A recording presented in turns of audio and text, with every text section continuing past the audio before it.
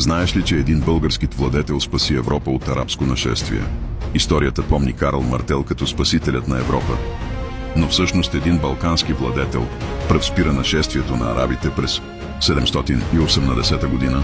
През 770 година арабите обсаждат Константинопол. Мощната арабска армия е заобиколила Константинопол с флотилия от 1800 кораба и десетки хиляди войници. Византия е на ръба на поражението. Византийският император е безизходица. Византия е на прага на унищожение. Тогава българският хан Тервел се намесва и обръща хода на войната.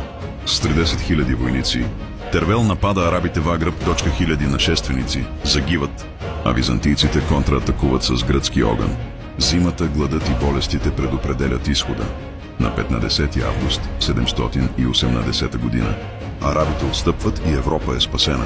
Хан Тервел е провъзгласен за кесар, най-високото точка отличие в Византия, но никой днес не помни подвига му.